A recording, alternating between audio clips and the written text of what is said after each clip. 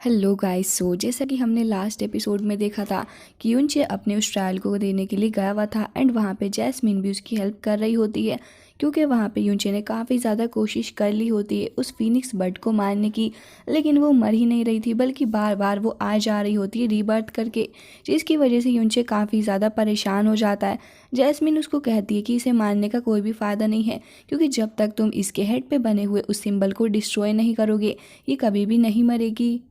जिसके बाद हम देखते हैं कि वो बर्ड काफ़ी ज़्यादा स्पीड के साथ यूनचे की तरफ बढ़ रही होती है। यूनचे वहाँ पे अपनी ईविल गोड की पावर यूज़ करने लग गया था। जैस्मीन उसको मना कर रही होती है कि तुम्हें ऐसा नहीं करना चाहिए, लेकिन यूनचे ने अपनी पावर का यूज़ कर लिया होता है एंड हम देखते हैं कि उसकी ईविल आई भी एक्टिवेट हो चुकी थी। जिसके बाद हम देखते हैं कि वो फीनिक्स आके टकरा जाती है यूनचे के साथ में। यूनचे भी वहाँ पे अपनी सोर्ड के साथ में उसको रोकने की कोशिश कर रहा था, लेकिन हम देखते हैं कि यहाँ पे वो जो बर्ड थी वो काफ़ी ज़्यादा गुस्सा हो चुकी थी, जिसकी वजह से वो यूनचे को काफ़ी ज़्यादा ऊपर उड़ा के ले जाती है एंड हम देखते हैं कि यूनचे भी वहाँ पे उसके साथ में जा रहा था। यूनचे ने अपनी सोर्ड का यूज़ करते हुए उसको एक बार तो हिट कर ही दिया होता है, लेकिन यहाँ पे उसको लग रहा था कि अभी ये बर्ड नहीं मरने वाला, इसलिए हम देखते हैं कि वो वहाँ पे एक सोर्ड को निकाल लेता है जो कि किसी टाइप की बोन से बनी हुई थी एंड हम देखते हैं कि वो वहाँ पे एक बार फिर से एक्टिवेट हो जाती है एंड इस बार हम देखते हैं कि वो वहाँ पे अपनी फॉलिंग स्टार टेक्निक का यूज़ करता है, जिसके बाद वो तुरंत ही अपनी सोर्ड को हिट कर देता है ज़मीन के ऊपर,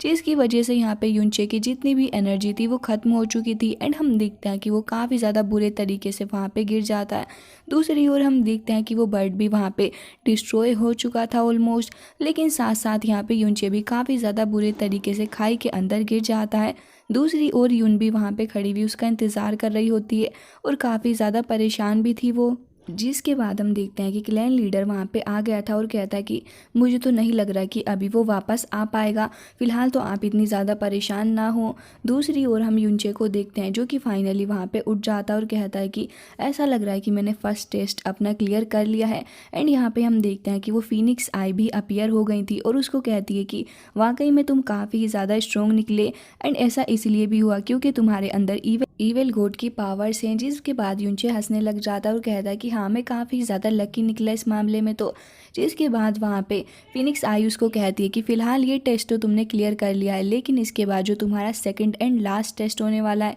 वो बहुत ही ज़्यादा मुश्किल होगा तुम्हारे लिए एंड अगर मैं तुम्हें सच बताऊँ तो हिस्ट्री के अंदर सिर्फ ऐसे 7 लोग ही रहे हैं जिन्होंने इस टेस्ट को क्लियर करा है। ये सुनते ही वहाँ पर यूनचे कहता है कि आप मुझे डराने की कोशिश ना करें, ऐसा तो हो ही नहीं सकता, सिर्फ इतने कम लोग। तभी वहाँ पे ईविल आई कहती है कि हाँ मैं सच कह रही हूँ तुमसे एंड अब ये तुम्हारी चॉइस है कि तुम इस सेकंड टेस्ट को देना चाहोगे या फिर नहीं। वैसे तो मुझे ये लग रहा है कि इस फर्स्ट टेस्ट को क्लियर करते करते ही तुम्हारी मिस्टिक पावर बहुत ही ज़्यादा कमज़ोर पड़ चुकी है एंड अब तुम आगे इस टेस्ट को नहीं दे पाओगे। लेकिन यूनचे कहता है कि मुझे इस बात से फ़र्क नहीं पड़ता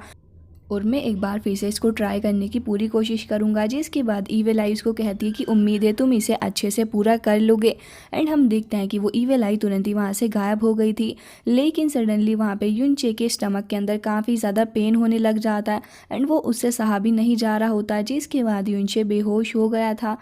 अब ये सीन कट होता है एंड हम देखते हैं कि यूनचे फाइनली होश में आ चुका था एंड उसका सर काफ़ी ज़्यादा दर्द भी कर रहा होता है। जिसके बाद हम देखते हैं कि यूनचे थोड़ा आसपास देखता है तो फिर वो यही पाता है कि वो अब फिलहाल से इस बैम्बू जंगल के अंदर आ चुका है एंड यहाँ पे वो काफ़ी ज़्यादा आराम से लेटा हुआ भी था, लेकिन फ़िलहाल उसे कोई भी सिचुएशन समझ नहीं आ रही थी कि आखिर यहाँ पे चल क्या रहा है। वो कर्टन के थ्रू वहाँ से होता हुआ बाहर निकलता है और कहता है कि मैं कहाँ आ चुका हूँ, कुछ समझ नहीं आ रहा मुझे। जिसके बाद हम देखते हैं कि यूनचे को आसपास थोड़ा देखने के बाद एक पोर्ट नज़र आता है और उसके साथ में वहाँ पे एक स्क्रिप्चर भी रखा हुआ था। अब हम देखते हैं कि डोर के पास में कोई आता है और जैसे यूनचे पलट के देखता है वो सू लिन होती है, जिसे देख के यूनचे काफ़ी ज़्यादा इमोशनल हो गया था और कहता है कि तुम यहाँ पर हो। जिसके बाद हम देखते हैं कि वो उसके हाथ में जो बकेट थी वो भी गिर जाती है। यूनचे तुरंत ही उसके पास में जाता है एंड तुरंत ही जाके उसके पास में खड़ा हो गया था। जिसके बाद वो कहती है कि फाइनली तुम ठीक हो चुके हो, मैं कितनी ज़्यादा खुश हूँ तुम्हें यहाँ पे देख के, तुम कितने ज़्यादा इंजर्ड हो चुके थे,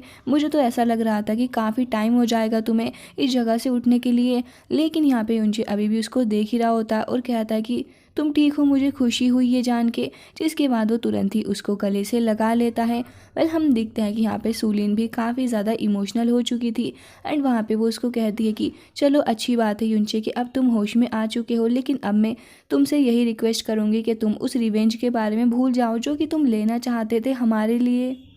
और अब हम सभी लोग मिलके यहाँ पे रहेंगे बिना किसी फाइट के और बिना किसी रिवेंज के। मुझसे वादा करो कि तुम ऐसा कुछ भी नहीं करोगे। अब हम देखते हैं कि युनचे की आंखों से काफ़ी ज़्यादा आंसू आने लग गए थे और वो कहता है कि मैं आपसे वादा करता हूँ कि मैं अब इस रिवेंज को और आगे तक नहीं लेकर जाऊँगा, मैं इसे यहीं पर ख़त्म करता हूँ एंड मैं अब आपके साथ रहने वाला हूँ एंड आप दोनों को प्रोटेक्ट भी करूँगा। जिसके बाद हम देखते हैं कि वो एक बार फिर से उसको गले से लगा लेता है, लेकिन सडनली हम देखते हैं कि वहाँ पे सूलिन की आइज़ काफ़ी ज़्यादा ईविल हो जाती हैं एंड वो उसको कहती है कि क्या तुम सच कह रहे हो, तुम सच में रिवेंज नहीं लोगे। जिसके बाद हम देखते हैं कि युनचे को यहाँ पे काफ़ी कुछ अजीब लग रहा था, लिफ्ट नहीं करता है। हम देखते हैं कि यहाँ पे सूलिन के हाथ में एक नाइफ होता है काफ़ी बड़ा सा एंड उसने तुरंत ही लेके उससे हिट कर दिया होता है युनचे की बैक पे। जिसके बाद हम देखते हैं कि युनचे को काफ़ी ज़्यादा बुरा लग रहा था, लेकिन उसने जान के कोई एक्शन नहीं लिया था एंड हम देखते हैं कि युनचे यहाँ पे फाइनली डेड हो जाता, लेकिन इस बात का उसे कोई भी अफसोस नहीं था, बल्कि वो स्माइल कर रहा होता है। जिसके बाद हम देखते हैं कि यहाँ पे अभी भी उस केव के बाहर ये सारे ही असैसिन्स मौजूद होते हैं एंड उन्होंने ढेर सारा खाना इस जगह पे लाके रख दिया होता है। जिसके बाद वहाँ पे उनका जो लीडर था वो कह रहा होता है कि सारा खाना इस केव के बाहर ही रखो ताकि वो लोग जल्द से जल्द बाहर आ सकें। जिसके बाद वो उस गार्डियन के पास आ गया था और कहता है कि आपने जैसा हमें हुक्म दिया था हमने वो सब कुछ ऐसा ही कर दिया है, अब ये लोग बाहर आ ही जाएंगे इस खाने को देख के। तभी वहाँ पे गार्डियन कहता है कि हाँ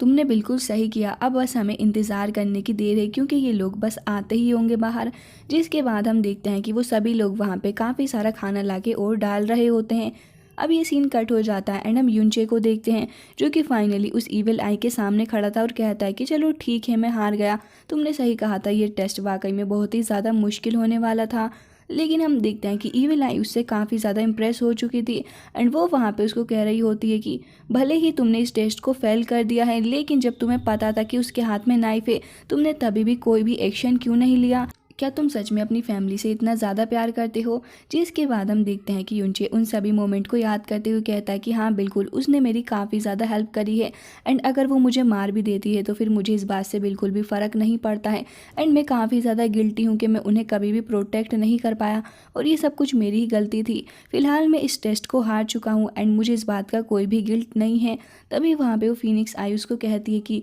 वाकई में तुम्हें काफ़ी ज़्यादा पावरफुल लेकिन अच्छे इंसान हो एंड ये चीज़ ने मुझे काफ़ी ज़्यादा इम्प्रेस भी किया है। मुझे लगता था कि तुम सिर्फ पावर के भूखे हो, लेकिन ऐसा कुछ भी नहीं हुआ। जिसके बाद हम देखते हैं कि यहाँ पे युनचे कहता है कि हाँ मेरे लिए उनको बचाना ज़्यादा इम्पोर्टेंट था और अगर वो मुझे मार भी रहे थे तो इस बात से फ़र्क नहीं पड़ता एंड वैसे भी रीइंकार्नेशन एंड बाकी सारी चीज़ों के बारे में मुझे तो पता ही था एंड अगर आज मैं मर भी जाता तो फिर ये चीज़ इतनी ज़्यादा इम्पोर्टेंट भी नहीं थी क्योंकि मेरे रीइंकार्नेशन के बाद मैं इस जगह पर आया हूँ। इससे पहले मैं एक और लाइफ जी चुका हूँ जहाँ पे मेरे मास्टर ने मुझे इन सभी चीज़ों के बारे में बताया था कि मैं रीइंकार्नेट भी हो सकता हूँ, लेकिन फ़िलहाल मैंने एक लाइफ पहले ही जी ली है एंड ये वाली लाइफ भी मेरी काफ़ी ज़्यादा सही चल रही है, तो अगर मैं इसे खो भी देता तो इतना ज़्यादा इम्पोर्टेंट नहीं था मेरे लिए ये सब कुछ। लेकिन तभी वो फीनिक्स आई उसको कहती है ऐसा काफ़ी कुछ है जो तुम्हारे मास्टर ने तुम्हें नहीं बताया एंड तुम्हारे लिए जर्नी काफ़ी ज़्यादा मुश्किल भी होने वाली है। तभी वहाँ पे युनचे उसको थैंक्स करता है ये सभी कुछ बताने के लिए एंड तुरंत ही वहाँ से जा रहा होता है। तभी कहती है कंग्रेचुलेशंस, आज तुम वो 8वें पर्सन बन चुके हो जिसने इस टेस्ट को पास किया है और वो भी इतने ज़्यादा अच्छे से, और तुम्हारी यही काइंडनेस एंड सिंसियरिटी देखते हुए मैं चाहती हूँ कि तुम हमारे फिनिक्स क्लैन की तरफ से एंड फिनिक्स की तरफ से एक गिफ्ट को एक्सेप्ट करो जो कि तुम्हारे लिए काफ़ी ज़्यादा बेनिफिशियल होगा। ये तभी युनचे यहाँ पे काफ़ी ज़्यादा हैरान हो जाता है और कहता है कि तुम किस गिफ्ट के बारे में बात कर रही हो एंड मैंने तो इस टेस्ट को फेल कर दिया था। और इसी के साथ ये एपिसोड हो जाता है एंड इसका नेक्स्ट हाफ भी हम लोग बहुत ही जल्दी अपलोड कर देंगे एंड ये देखना काफ़ी ज़्यादा इंटरेस्टिंग होगा कि युनचे को आखिर कौन सा गिफ्ट मिलने वाला है इस फिनिक्स क्लैन की तरफ से एंड फिनिक्स कोड की तरफ से।